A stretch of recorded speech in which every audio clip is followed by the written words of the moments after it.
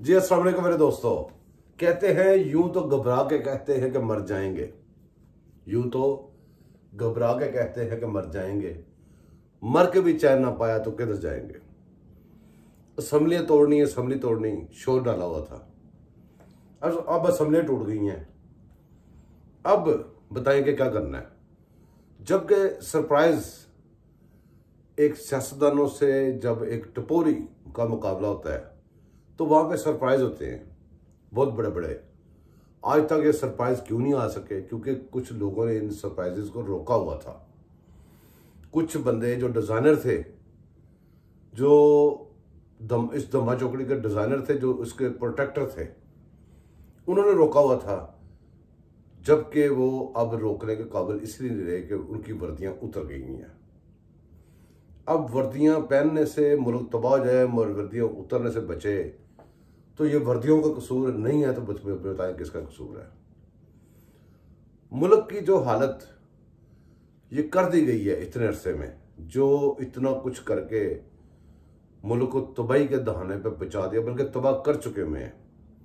अब आखिरी सांसें जो है ना, वेंटिलेटर पे पाकिस्तान है, ऑक्सीजन लगी है, तो हर लम्हा कभी वो उसकी हालत इधर को ठीक वाली साइड पे, कभी खराब वाली साइड पे, कभी ठीक वाली साइड पे, कभी खराब वाली साइड पे।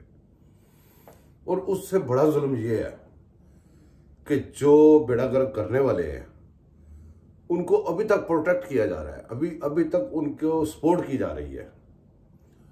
अदालतों में बैठे घुसपैठिए, वो जो सियाने लोग कहते हैं, पुराने बड़े बूढ़े कहते थे कि अच्छे ओहदे के लिए किसी कमीने बंदे का इंतखाब ना करें।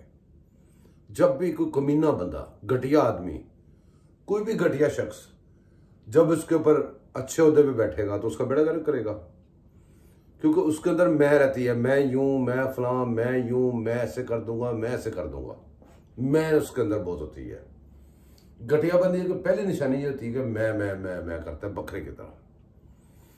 जबकि आप इतने सालों से मैं सुन रहे हैं, वो इख्तिदार में आया फिर भी मैं, निकल जाए फिर भी मैं, जाना हो तो फिर भी मैं, वो गिर जाए फिर भी मैं, वो उठ जाए फिर भी मैं। और वो एक बात कहे कि जी ये स्याह है, फलां चीज स्याह है, काली है, तो उसके हवाले सारे कहें जी काली है। आधे घंटे बाद वो कहे नहीं ये सफेद है, कहे हाँ जी सफेद है। उनका एम यही होता है कि भाई ये हमारे जो भगवान है इसने कह दिया, बस जो कह दिया वही है। उसमें उनका नुकसान हो, उनके मुल्क का नुकसान हो, दे डोंट बॉदर। उनको कोई मसला नहीं इस बात से कि मुल्क कहाँ जा रहा है, क्या हो रहा है। उनका काम है सिर्फ पूजा करनी अपने भगवान की। मेरे दोस्तों, जो हालत इस वक्त हो गई है, अब हम करते हैं पाकिस्तानियों की खबरों पे। पाकिस्तानियों की खबरें ये हैं कि ये एक ग्रुप, सियासी ग्रुप, उसने एक जो टपोरी है उसको ऐसा सरप्राइज दिया है इस्तीफे मंजूर करके। तो मैं यहाँ पे आपको ये बताना चाहता हूँ, इस्तीफे और भी बड़े रेडी पड़े हुए हैं। अभी ये जरा भी गड़बड़ करेगा और इस्तीफे भेज जाएंगे। ये इस्तीफा वाली साइड है।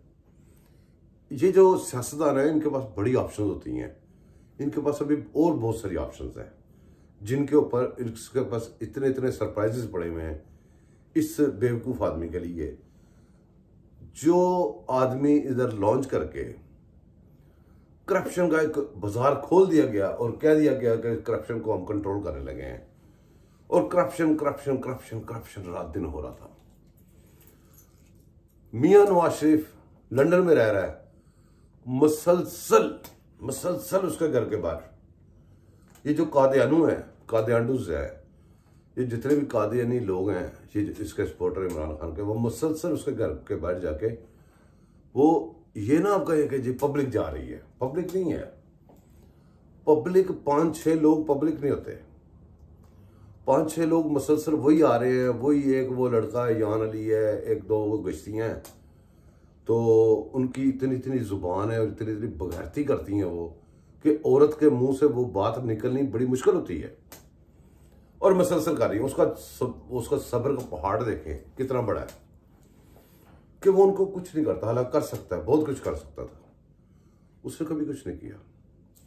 जबकि इनकी अपनी ये बर्दाश्त है कि आपको पता होगा कि जमान पार्क के बाहर एक वो इसका ये जो है इमरान खान, इसकी वजह से रास्ते रुके हुए थे। एक मोटर बाइक पे लड़का अपनी बीवी के साथ जा रहा था, उसने सिर्फ इतनी बात कही थी कि यार ये चोर है, गड़ी चोर है, इसने रास्ता क्यों रोका हुआ है।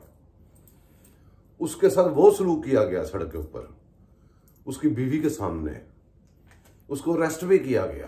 किस केस में, किस जुर्म में, कोई पता नहीं। उसको अरेस्ट भी किया गया।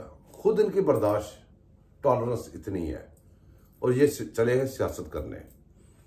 अभी जो हमारे मुल्क में अगर मुल्क को बचाना है, अब भी अगर बचाना है, इसको अब भी लगाम डाल देनी चाहिए। इस ऐसे फितनों को अब भी कुचल देना चाहिए।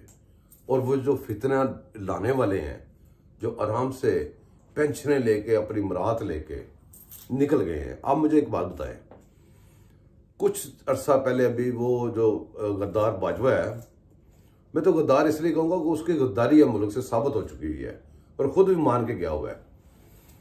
ये जो गद्दार बाजवा है, गद्दार फैज हमीद और ये गद्दार जितने भी वो करप्ट लोग हैं, आपको याद होगा कि भी कुछ जो कादियाडू है ना, जो रिटायर हो चुके हैं, इन्होंने इमरान खान के साथ बाहर निकल कर बड़े जलसे जुलूस शुरू कर दिए थे। जब शुरू किए थे तो बाजवे ने उनकी पेंशनें रोक दी थी। जब पेंशन रोकी तो वो ठीक हो गई। अब मुझे ये बताएं कि ये बंदे साबित हो चुके हैं, सारा कुछ करके गए हैं, इनकी पेंशन किसने रोकनी है, इनकी मुराद किसने रोकनी है। और कम से कम इनको जेलों में अगर नहीं बंद करना, इनको पकड़ के केस नहीं चलाने, तो इनकी मुराद बंद करो। ये पाकिस्तान के मुजरिम है, इनकी प्रॉपर्टीज पे कब्जा करो, बहक सरकार जब्त करो, और कम से कम कुछ तो करो। ये कैसे हो सकता है मुशर्रफ के ऊपर केस बनाए तो पूरा मुल्क तबाह कर दिया जाए? ये कैसे हो सकता है कि वो दोबारा आए उसके मुशर्रफ के हवारी और दोबारा आके भी धमाचौकड़ी मचा दे और जजेस को कत्ल कर दे, और जजेस के फैसले न माने, जजेस की कोर्ट सुना दें कि भी कोर्ट से नहीं है ये। क्यों? कि वो एक आर्मी चीफ के खिलाफ केस बना था, सबूत भी थे, सब कुछ था, मुकम्मल हर चीज सामने पड़ी थी, यहां थी, नुमायां थी, और उसके ऊपर उसको सजा देनी थी। उसके लिए कोर्ट्स भी खत्म कर दी, जज ही मार दिया। यहां पे जितने जितने सबूत अभी तक पड़े हुए हैं, अगर अब भी सजाएं इनको नहीं होनी, तो फिर पाकिस्तान के लोगों को हिजरत करनी चाहिए। पाकिस्तान को साथ ईरान है, इंडिया है, अफगानिस्तान है, वहां जाकर पनाह लेनी चाहिए। इन फौजियों से पनाह लेनी चाहिए जो आपने अपनी हिफाजत के लिए रखे थे। अगर इनका कुछ नहीं हो सकता, ये जुर्म करें, इनका जुर्म के बाद भी कुछ नहीं हो सकता, तो फिर खत्म हो जाना चाहिए। ये सारा जो ड्रामा है इसको खत्म होना चाहिए। लोगों की नस्लें तबाह हुई हैं, लोगों की जमीनें बिक गई, जदादें बिक गई, कारोबार बिक गए। कोर्ट्स में केस चलते चलते लोग अपनी जमीनें बेच देते हैं, कई कई साल लगते हैं, और उन कंजरों के रात दिन केस लगे होते हैं। वहां पे जज रात को 12 बजे आके कोर्ट्स खोल देते हैं। ये नहीं चलेगा, खत्म। पाकिस्तानियों सोचो, या इनसे आजादी लो या यहां से हिजरत करो। ये अब बस हो गई है, ये बस हो गई है, इन लोगों ने बस कर दी है। दुनिया का अमीर तरीन मुल्क, दुनिया का हर किस्म का अनाज जहां उगता हो, नहरें बहती हों, वो पानी बेच दे यार, पानी बेच के चले गए कि हमारे मुल्क के जो बच्चे आने वाले हैं उनकी खुराक भी खत्म कर गए, वो भी बेच के खा गए। जिसने पानी बेचा है उसको कभी किसी ने पूछा है? आने वाली नस्लों को तबाह करके किसी ने पूछा है? नहीं, पूछेगा भी कोई नहीं। लिहाजा फैसला ये हुआ है, समझ ये लगी है, जैसे हम लोग इज्जत करके आ गए हैं, जैसे और लोग कई हजारों लाखों लोग हिजरत कर गए हैं, बाकी जो लोग पीछे रह गए हैं ना, वो अगर इस तरह हमारी तरह हिजरत नहीं कर सकते, कम से कम वो बॉर्डर क्रॉस करें, साथ वाले किसी मुल्क का, वहां पे पनाह लें, और कम से कम ये जुल्म तो नहीं होगा। रोटी शोटी तो बंदा कमा लेता, कोई ना कोई तरीका ढूंढ लेगा। जब अफगानी आए थे उन्होंने भी इधर रोटियां कमा ली थी। जब किसी दूसरे मुल्क में जाते हैं तो कोई ना कोई रास्ता अल्लाह ताला निकाल देता है। अब यहाँ पे आप कुछ कर तो सकते नहीं हम लोग, तो फिर यही कर सकते हैं। मेरी बात पे गौर कीजिएगा और इसको बजाय उल्टी साइड पे लेने का सीधी साइड पे सोचिएगा, जबकि आपने कभी सीधी साइड पे सोचने ना सोचने की कसम खाई हुई है। जो भी बंदा बोलता है उसके पीछे पड़ जाते हो। आप उनके पीछे क्यों नहीं पड़ते जो करके जाते हैं, जिनके वजह से आप बदनाम होते हो? उनके पीछे क्यों नहीं पड़ते हो? खुदा का खौफ करो, बस कर दो।